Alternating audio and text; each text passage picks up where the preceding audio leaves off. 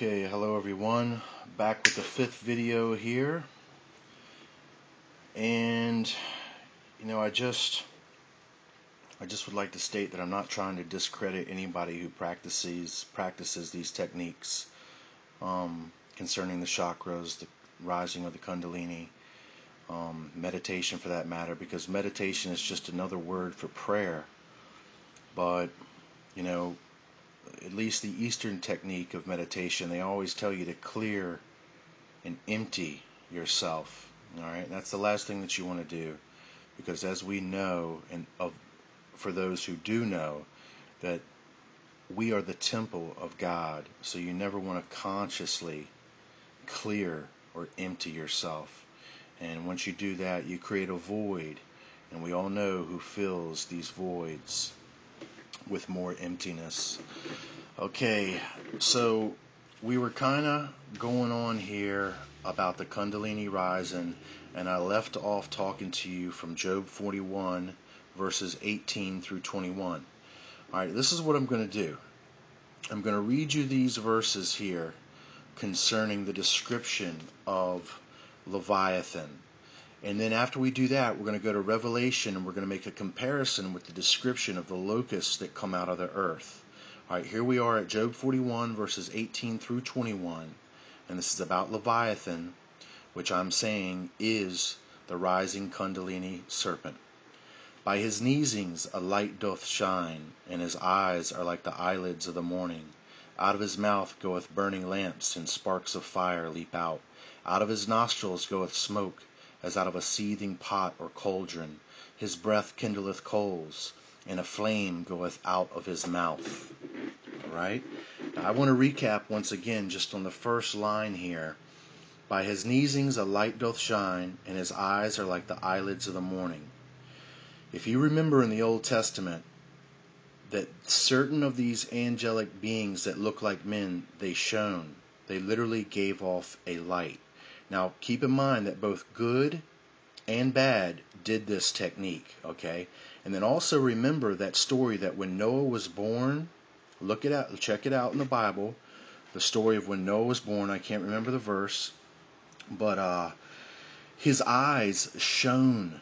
It lit up the whole room, and they were scared because it looked like he was one of the children of the Watchers. Now look, that's a whole nother video. I can explain that. I can explain why his eyes shone and why they thought that he was one of the Watchers.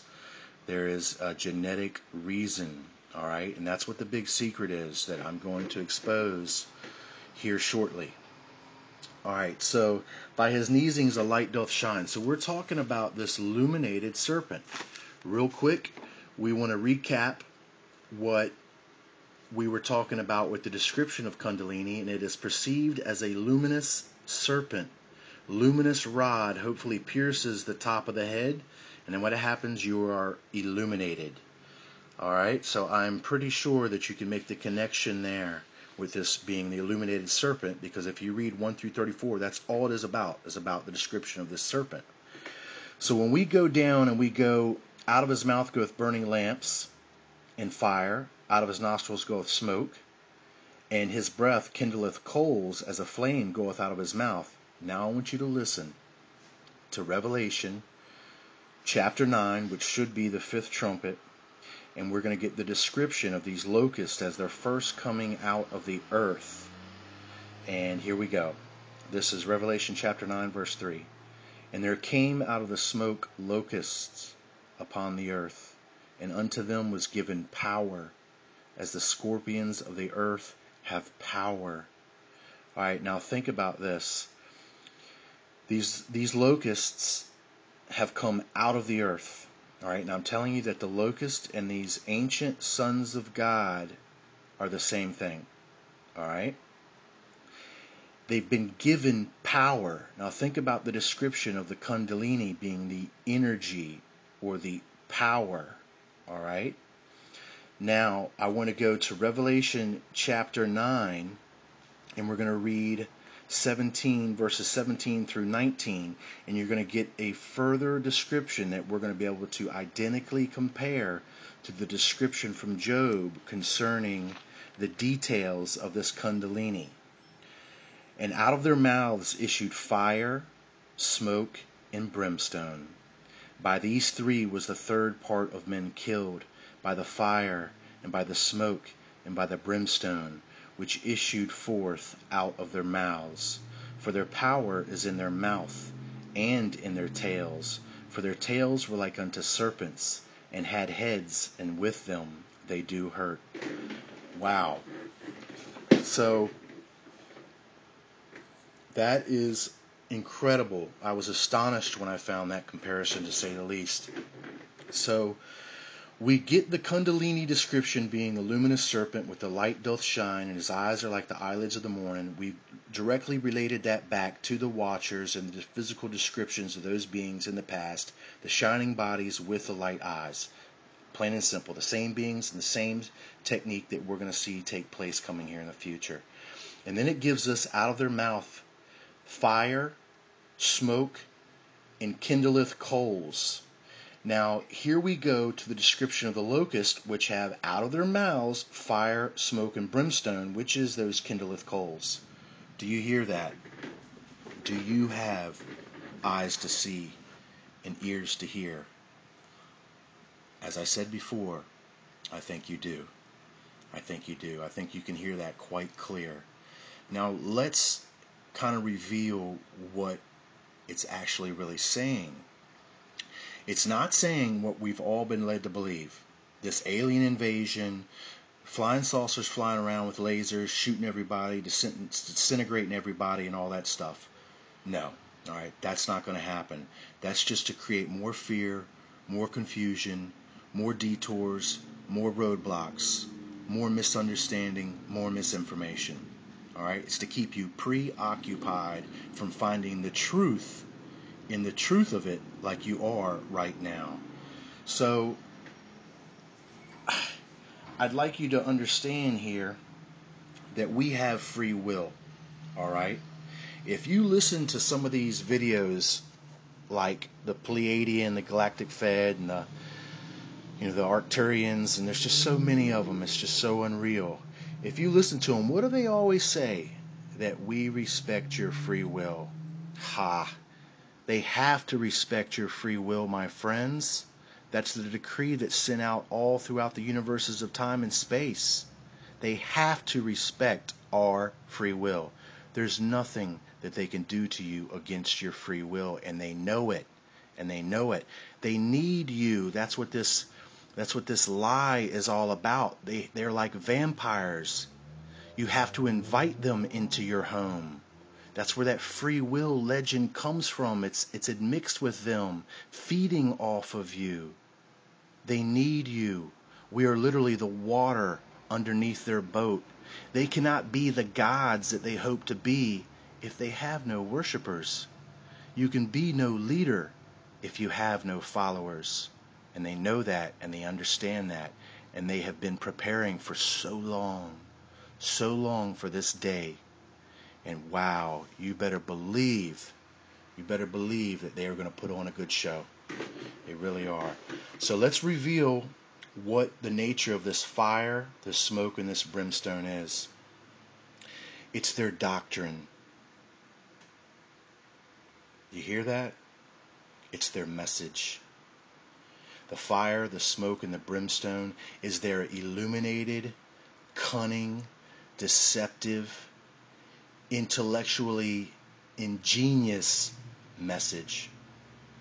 Now, they're not like regular men who have experienced this meditation, chakras, and kundalini, okay? They are magnified thousands of times greater in the power implications of this technique in their systems, because remember, their systems are of a higher genome, okay? They have a higher intellect.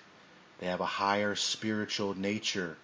They're more spiritually evolved than we are. Remember, my friends, they are not rebelling against the Spirit, okay? They are of the Spirit. That's why all of their words are so similar. That's why they're so cunning, because they're coming to you because they understand you so well. They understand everything about your physiology, everything about your emotional response, everything about your chemical makeup. Everything about your central nervous system, everything about you, they know. They know how to manipulate it, and they have been working on it piece by piece by piece, dismantling your spiritual heritage one stone at a time from one generation to the next. They have literally got us all to the point to where they think that we are lost and they're going to come and be our saviors. Nope. Now some will be deceived. Some will, but not all. Not all, my friends. So it is their doctrine that is going to cause men to lose their lives by what they believe in, by the words that come from their mouth, which is stealing the very salvation of eternity, of which Christ has already so freely offered. Remember, God's love is unconditional. Their love is conditional. See that. You must always do something to receive from them. And I tell you, I listen to their messages. I subscribe to the idea that you need to understand your enemies. And I listen to their messages. They are cunning. They are very cunning.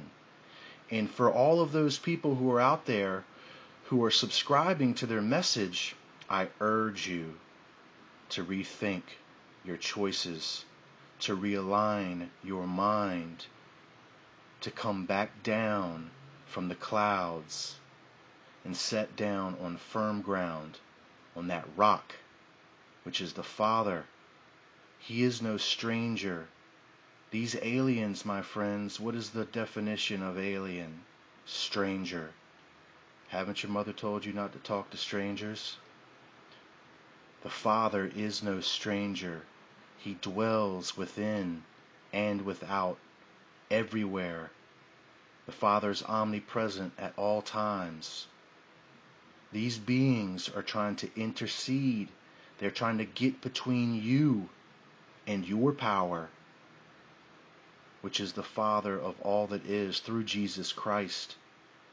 Understand that Jesus is no sissy thing like they've made you believe, my friend. That's so wrong. Christ is our rock. Christ is where we hinge everything from. Christ is the reason why I am doing this. Christ is the way. Literally. He is the way through all of this entangled brush, thorns, and thicket that we are all trying to wade through to find our way, my friends. That way has already been cleared. Take the path. Now, if you subscribe to the literal understanding that comes to us through the modern church, man, you're going to be dissatisfied. You really are. It takes a special type of person to submit to the modern doctrine, to the modern scriptural doctrine. And that's what they're doing. They're submitting to it. They're putting the scriptural doctrine on a pedestal and saying that it is infallible. And that's wrong, because the hand of man has touched it. And we can show that where some of these writings come from is not by men that were inspired by God, the true God, but were inspired by some of these gods. Now, once again, I'm not discrediting the Bible at all. I love the Bible. Absolutely love it. It's one of the greatest historical books on the face of the planet. It comes the closest to capturing the true essence of the nature of the search for God through the history of men. But that's pretty much it. That's what it's doing. It's showing you a timeline of events, of the evolution of the search for God. How that idea has grown in the minds of men from a primitive volcano god known as Yahweh, who smoked and shook the earth when the volcano erupted, and that was vengeful and angry. Well, that now, my friends, has evolved. We know now that our God is not vengeful, that our God is the God of love, and that before anything, He is a father to you first. That's the message, my friend, that we're all missing. Thank you for listening. I'm going to come back with another video.